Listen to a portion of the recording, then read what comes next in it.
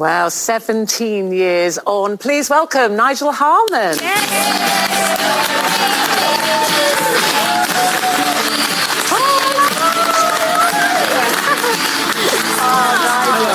First of all, thank you for being our first guest in almost 2 years, actually in the studio. I'm honoured. Sitting at the desk. Sitting at the desk. Yeah. We might be in different time zones, but...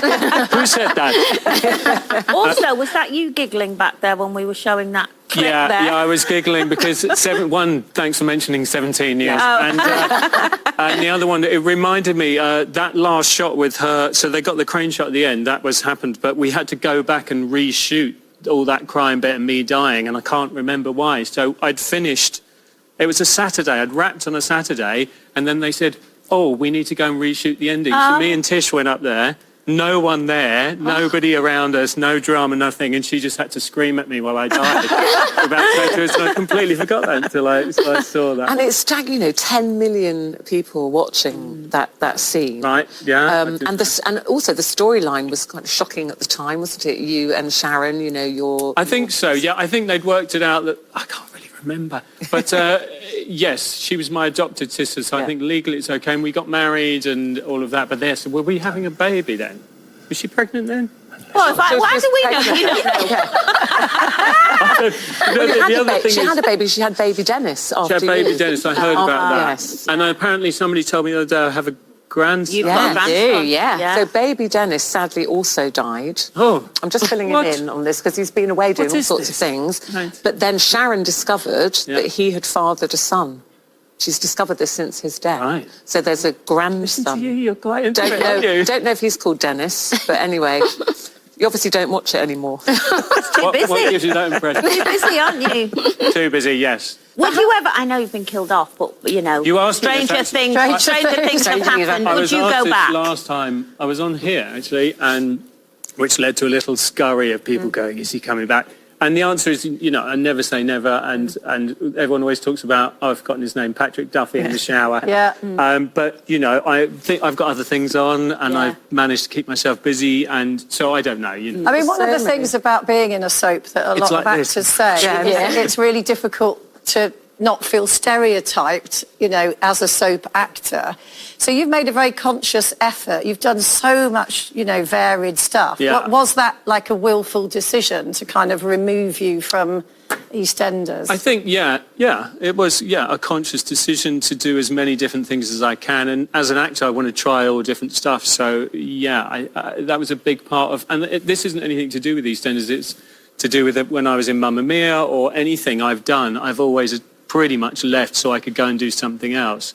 So I think that's important. So now you're in Da Vinci Code. I'm in the Da Vinci Code, which is the first time it's ever been put on. Yes, so we're doing the world premiere on stage. We started last week in Bromley. We're off to Nottingham and we're doing a full UK tour. And I'm playing Robert Langdon, running around solving codes and clues. So this is based on the Dan Brown novel. Just to, if people haven't read the novel or heard about it, just in a nutshell, how would you describe it? So the best way to do it is I'm a Harvard professor who goes to Paris to give a lecture. He gets contacted by the police and taken to the Louvre where there's a dead body and he is the main suspect. He meets a cryptographer from the police judiciaire called Sophie Nouveau who tells him we have to solve these puzzles and these clues that the grandfather has left behind in order to exonerate me and in order for her to find out the truth about her family and her life. Now, these clues may or may not lead to the discovery of the Holy Grail. So it's an epic tale told at breakneck pace over the space of 2 hours in the theatre with a banging soundtrack, amazing projections, an incredible cast. And we opened last weekend. It's going really well. I mean, the first show... How does it feel being in front of a live audience again? It's the first time in a couple of years. The thing that surprised me and I hadn't thought about at all, which sounds silly saying out loud, is I walk out and I address the audience because I'm giving a lecture in Paris, and I looked out and they're all sitting there like looking at me, and I was like, oh. And it felt like I was in a hospital or something like that. And then I remembered, oh no, these are the protocols. And do you do it in the American accent? I do. Tom Hanks played it some nights it's American via South London, but it's no. It's when we get give us a line in your American. When we get new writing, what do I say? They're chiseled into our architecture, brushed into our paintings, symbols. So, you know, Okay, there very we go. nice. I love him a little bit. Yeah, I'm not going to give you any more. You have to come and see it.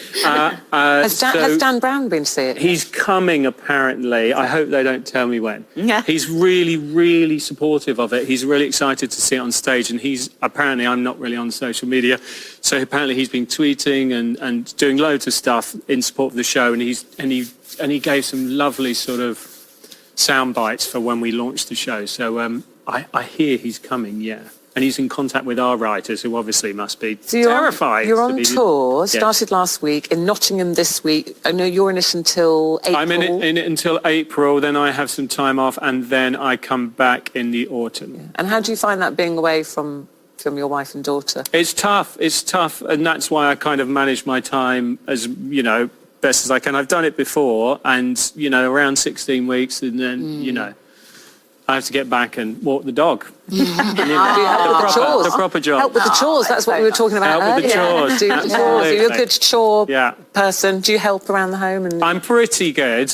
I could always be better. He said cautiously. I'm just trying to think what would be going on at home. I'm up against a hard count. I'm so sorry, because I always sound like I'm being rude and cutting you off, but I have to get to the break. Nigel Harman, absolutely delightful time. Hope to see you soon. Da Vinci Code, as we said, touring at the moment in Nottingham this week, and it's on until, you're there till April. Yes.